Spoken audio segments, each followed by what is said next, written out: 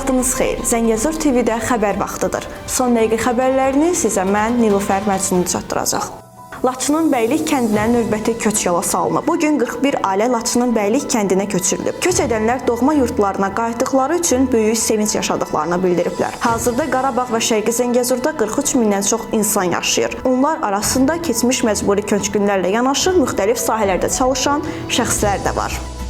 Cənubi Koreyada hərbi təyyarə qəzaya uğrayıb. Cənubi Koreyanın Pohang şəhərində dəniz qüvvələrinin məxsus Page tipli patrul təyyarəsi dağa çırpılıb. Yonhap xəbər verir ki, təyyarə 13:43-də Bakı vaxtı ilə 08:42-də havaya qalxıb və naməlum səbəbdən qəzaya uğrayıb. Təyyarədə 4 nəfər olub. Hadisə yerinə yanğın söndürənlər və briqadalar cəlb olunub. Faktla bağlı araşdırmalar aparılır. İtkilərlə bağlı hələlik məlumat verilməyib. NATO admiralından Türkiyə ordusuna sensasiyalı açıqlama. Türkiyənin sülh təhlükəsizlik qüvvələrini müharibəyə hazır vəziyyətdədir. NATO'nun yüksək rütbəli admirallarından biri olan Dragon bildirib ki, Türkiyə alyansın ikinci ən güclü qüvvəsidir. Onun hazırlığı və döyüş qabiliyyəti ən yüksək səviyyədədir. Admiralın sözlərinə görə Türkiyə hazırda Rusiya və regionda baş verən hadisələrə qarşı maksimum hazırlıq vəziyyətindədir. Bu sadəcə hərbi manevr deyil. Türkiyə bu bölgədə hərbi və siyasi güc balansını təyin edən əsas oyunçudur, deyə əlavə edib. Rəsmi Ankara hələlik sülh prosesinə sadiqliyini ifadə etsə də, hərbi mənbələr Türkiyə hər an savaşa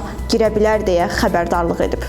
Əziz izləyicilər, növbəti buraxışlarda görüşənədək sağ olun, salamat qalın.